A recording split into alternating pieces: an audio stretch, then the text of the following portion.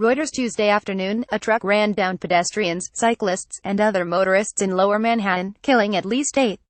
The identity of the alleged attacker, Seo Saipov, has been known for only an hour or two as I write this, but as usual, the details strongly suggest that the man was a complete idiot.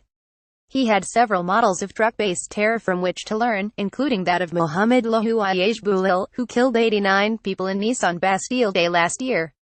The Islamic State even published a manual that specified the type of truck to rent, and the type of area to attack, for maximum infidel carnage. Saipov learned nothing from these horrific examples. He emerged from his pickup with what news accounts are describing as a fake gun, in one of the most heavily policed areas of Manhattan. The police of the 1st Precinct lit him up, a law enforcement official told the New York Times, and Saipov is now in custody.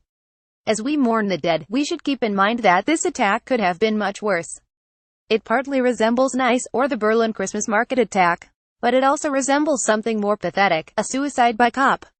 Media reports indicate that Saipov, a Muslim of Uzbek descent, yelled Allahu Akbar on the scene, used however poorly a signature jihadist tactic, and left a note in the truck declaring his loyalty to ISIS.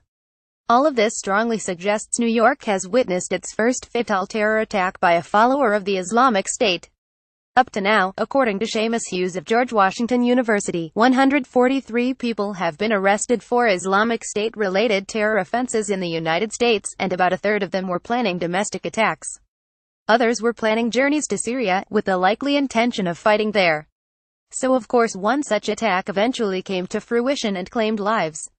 We always knew one would. New York could manage only so many innings of shutout play, and it has held jihadists scoreless since September 11, 2001. Now come the familiar questions: could anything have been done? Did he act alone? What, if anything, connects Saipov to the Islamic State's leadership in Syria? Does the Islamic State's loss of virtually all its territory in Syria and Iraq mean it will mount even more attacks in the US and Europe?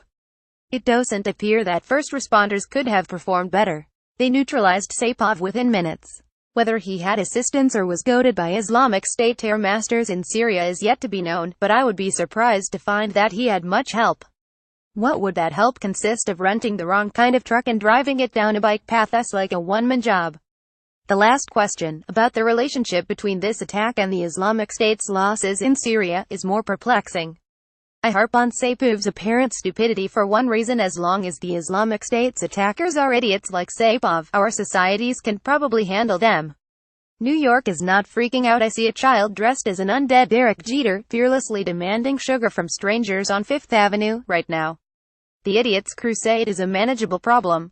Much less tolerable would be a campaign of competent terror, the kind of mayhem enabled by training, like the 2015 Bataclan killers in Paris had, or by patient planning, as Stephen Paddock in Las Vegas did.